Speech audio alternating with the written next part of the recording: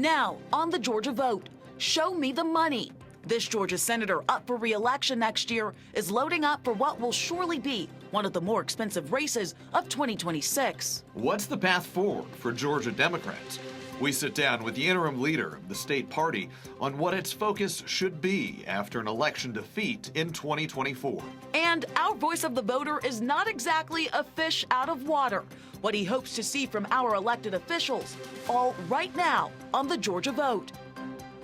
From the 11 Alive studios, this is the Georgia Vote with Faith Jesse and Zach Merchant.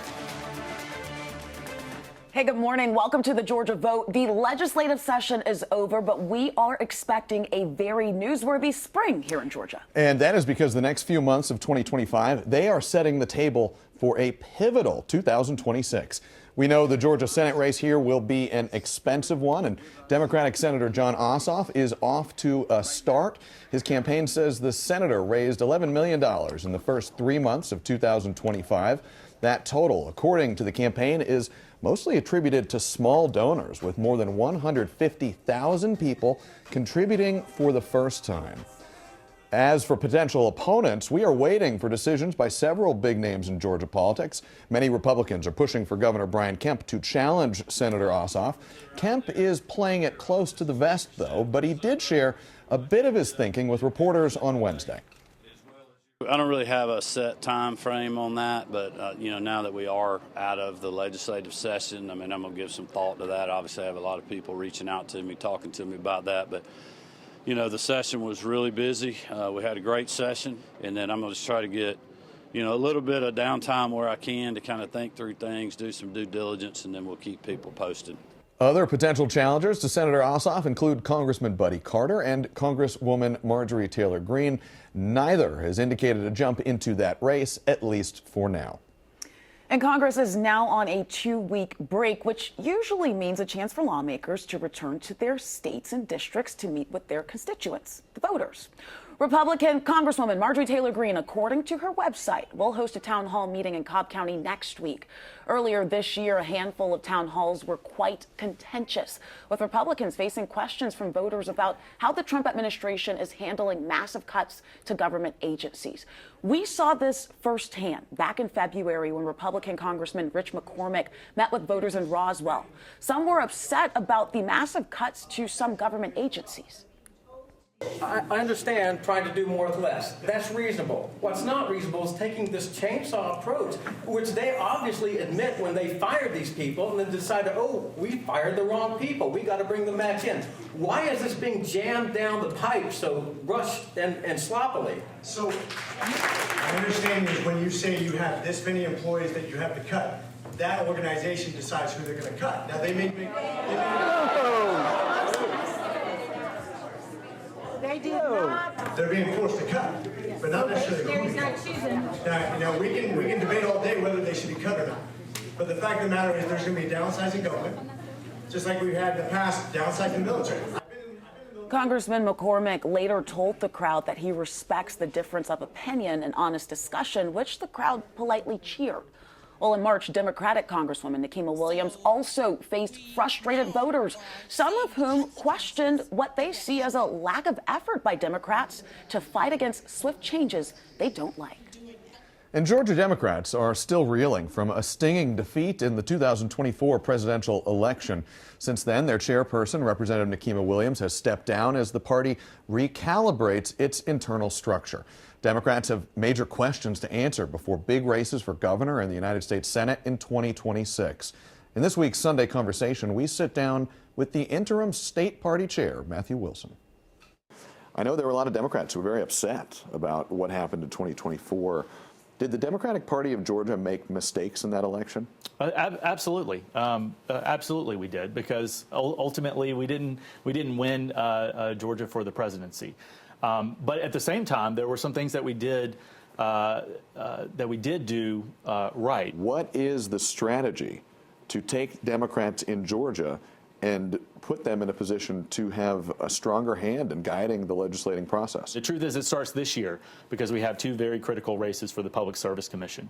And they are going to employ the strategy, the same strategy we'll have for 26. Focus on the pocketbook issues for Georgia families, because that is what this critical moment demands. And Georgia Democrats are the only ones with any actual solutions. You were really quick to say the path forward and the path to success for Democrats in Georgia in 2026 is focusing on pocketbook issues, cost of living.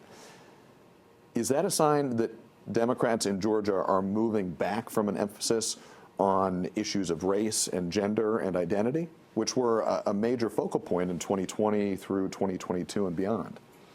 Well, you and I might differ on this, because I think the media likes to focus on the DEI issues and the diversity issues. Georgia Democrats have been talking about pocketbook issues for years now. We have been pushing to fully expand Medicaid in this state, which would provide instant health insurance to over 500,000 Georgians. Meanwhile, Brian Kemp and the Republicans have been focused solely on his unsuccessful Pathways program, spending $40 million to insure 6,000 Georgians. Talk about a cost-benefit return here. We have been focused on these issues. I don't think that we have clearly we haven't done a successful job of communicating that to Georgia voters. But the moment that we're in is very different. As I said earlier, the stakes really could not be higher. And we think we're going to have excellent chance in 2026 if we stay disciplined and laser focused. Do you think your approach is shared by all the rest of the members of the Democratic Party of Georgia? I think so. I will say that as interim chair for the last 2 weeks, I think I've spoken to almost every Georgia Democrat who has called me over the last 2 weeks with their feedback and input. And I can tell you that everyone's singing from the same hymnal here. We know what's at stake in 26, and we're going to do the hard work to convince Georgia voters that if they put us in office, we will wake up every single day focused on one thing, and that's lowering costs for them and their families. And Matthew Wilson is leading that party in a temporary interim position. The state party will elect a full-time leader on May 3rd. Of course, you can watch our entire interview with Matthew Wilson right now on 11 Alive Plus. You can download it on your TV and watch for free.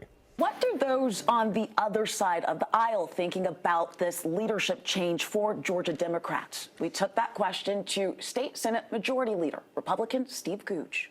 The Democrat Party, in my opinion, has been taken over and hijacked by the extreme left.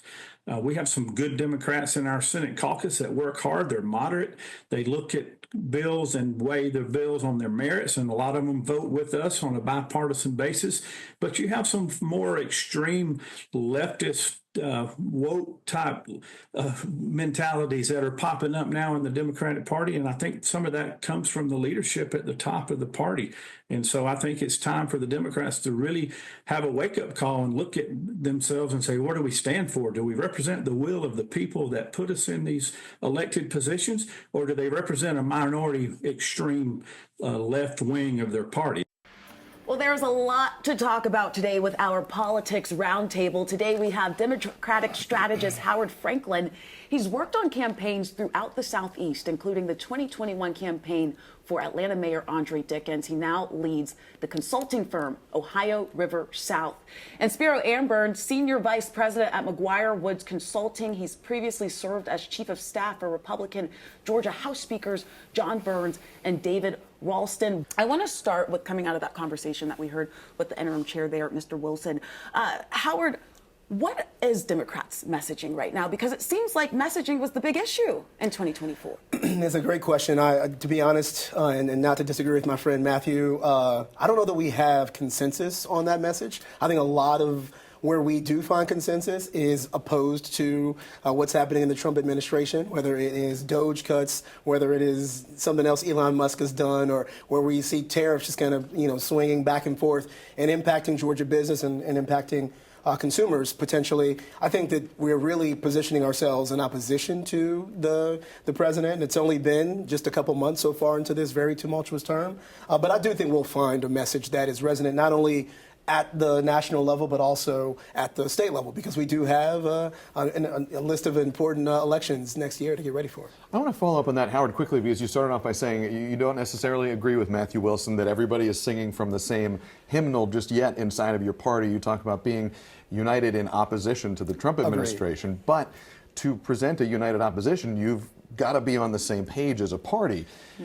Why are Democrats not there yet, in your view? Yeah, there's a lot of answers for that question. I don't know how much time we have here, but I'll just say Trump is very much a unifying figure for Democrats. I don't think there's going to be much daylight between Democrats on the issues we have with the Trump administration, the decisions that have been made, the ineptitude of some of the decisions that have been made, et cetera. But I think there are still some outlying issues as we get ready to start campaigning for governor, for campaigning for majority of control of the House, et cetera, that we haven't really had a fair hearing on. We haven't spent the time. And, in Matthew and in the rest of Democrats' defense, we just got out of the session a week ago, so we got some time. And Spiro, is this a weakness that Republicans might capitalize on, at least here in Georgia? Look, I think when you look back over the last 20 years now, Georgia has been under the control of Republican leadership. 3 governors now, the leadership of the General Assembly, and Georgia is in better shape than most states. It's fiscally conservative, balanced budget, and I think Republicans have done a good job of focusing on those types of issues, whether it be public safety, the economy, job creation. We're the #1 state in the country to do business for several years running now. I think if Republican leadership continues to focus on that theme, then I think the success will continue in 26. It'll be interesting to see how the national political environment, though, shapes the state politics. Something to see. I want you guys to weigh in on this. Earlier, we showed you all some video of a town hall hosted by Democratic Congresswoman Nikema Williams last month. Here's what she told me after that event. I think we just showed tonight that Democrats' hands are not tied. We're bringing our story to the people, and the people will continue to uplift their voices and push back against this administration. So this has been a season of town halls, and we're getting ready to hear more of our elected leaders in the community. Marjorie Taylor Greene has a scheduled town hall coming up as well. Spiro, I want to start with you. We've got about 30 seconds left.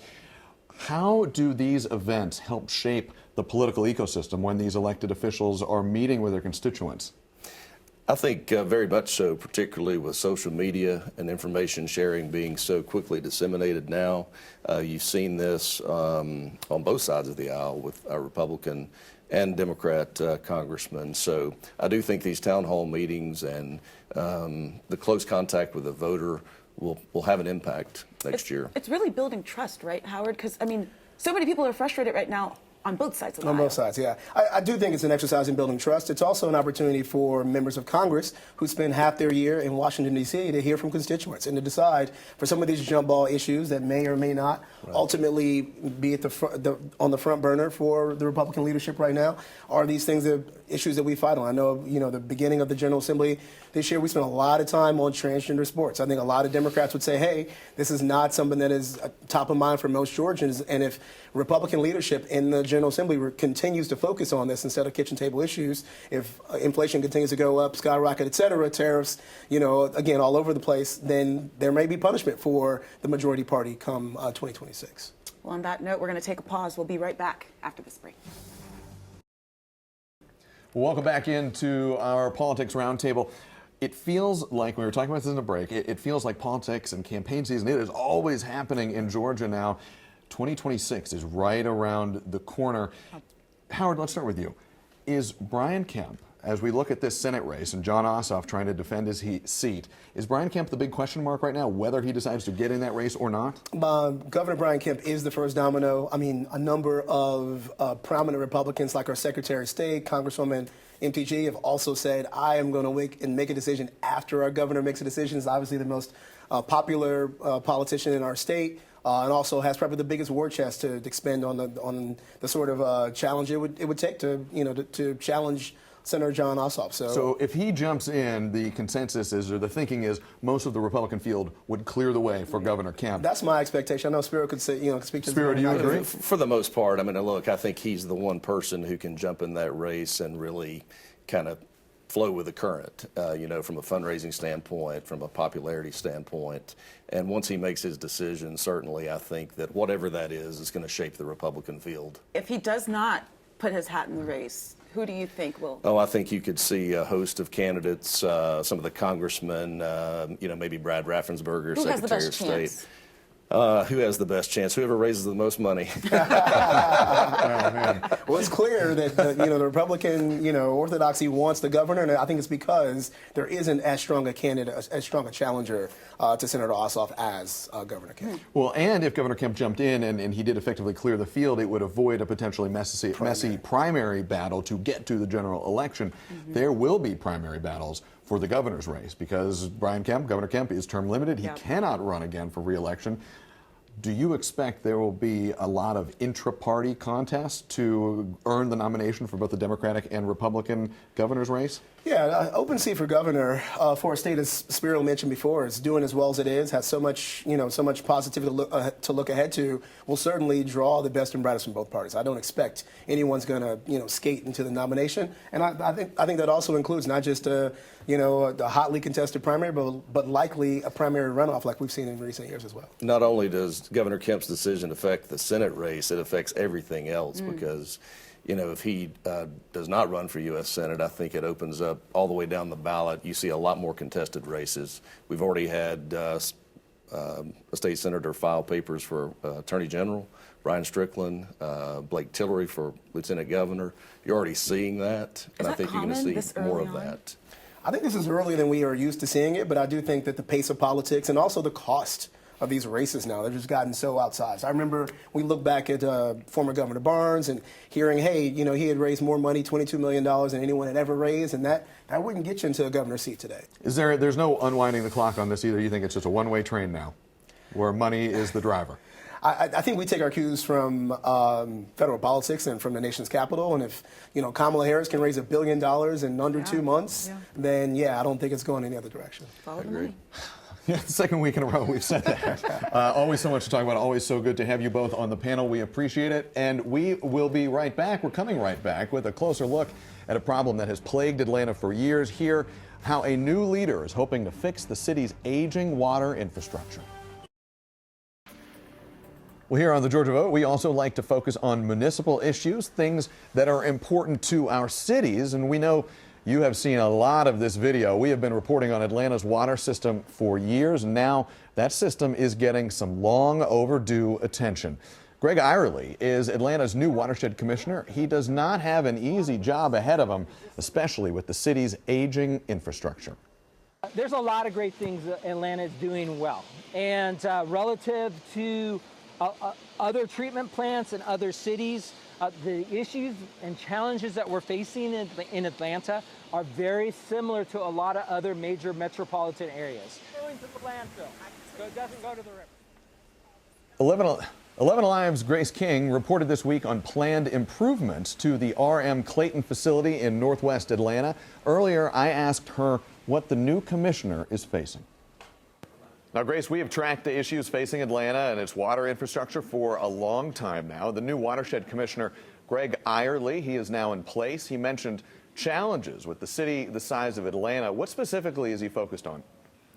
Well, one of the biggest challenges is the aging infrastructure in the city. It's led to burst pipes and Environmental Protection Division violations, which, as you've mentioned, we've covered extensively the past few years. That infrastructure needs investment, and the commissioner says his department is ready to make those. Now, it sounds like that is going to take a big effort and a lot of work. What specifically does that investment look like? Well, a lot. And take the RM Clayton plant, for example. New clarifiers, new pumps, sludge skimmers, and more. And Irely says he wants to focus on technology and staffing citywide. Training is going to be a big part of that. Irely also says he thinks the department is doing a great job now and promises to do a better job in the future. Well, we know you will be watching it closely. Grace King, thank you very much. Well, speaking of water, a trip to Lake Lanier is coming up after the break. Our voice of the voter spends his time guiding others. We ask what's guiding his outlook on today's political climate. We say it each week, you can't have the Georgia vote without Georgia voters. And this week's Voice of the Voter takes us to Lake Lanier in Dawson County, where Jerry Russell shares a slice of his life as a hunting and fishing guide. How many hours do you think you spent out on the water in your life? A lot. A lot. Before you got into this, you had a very different career. Yep, 31 years in the fire service, south side of Atlanta, Clayton County to be exact. Retired there as a deputy chief, and retired early, 50, but I had 31 years in, so had to do something. So the outdoors is a natural extension because it's what I've done my entire life. Loved it. And you get to share that with a lot of people too in the job you have now. And when you guide for a living, whether it be whatever the outdoor experience, you get to see somebody do that experience for the first time. So whether they're, catching their first striper or whatever, just to see that excitement, whether it be a child or a 60-year-old grandmother who's her first fish. So that's a really cool thing. It's a busy time in our state and in our country and in our world. When you look at the state of everything, what worries you the most? The state of politics and the division in the country is probably the most alarming thing I've worried about in my lifetime. What are the two biggest issues you hope our politicians focus on and work on? Well, the division is a big thing because right now the politicians have picked up on the divisiveness and they use it to their advantage. That's pretty simple. So we've lost focus on what's most important. And in my opinion, what's most important is to get this country back on track to where we produced things that we need in our country.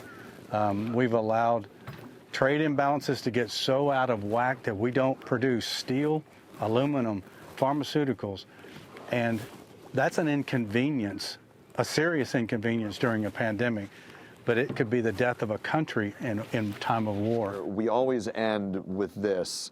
What are you most optimistic about? I guess in the last couple of months that there's been some coming back to the center.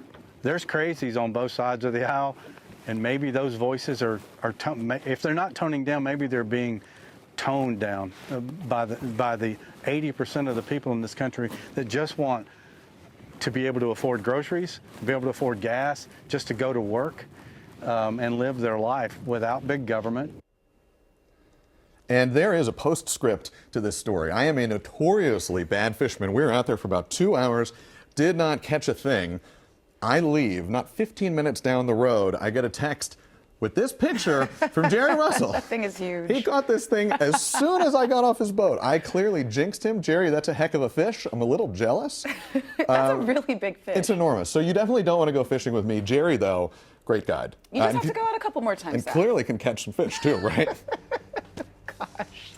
Leave it to Zach. Yeah, well, we have fun here when we can. And we appreciate you watching us today, and we hope we will see you back here again next Sunday at 11 for another edition of the Georgia Vote. And Zach won't push through with any more fish pictures. We'll try.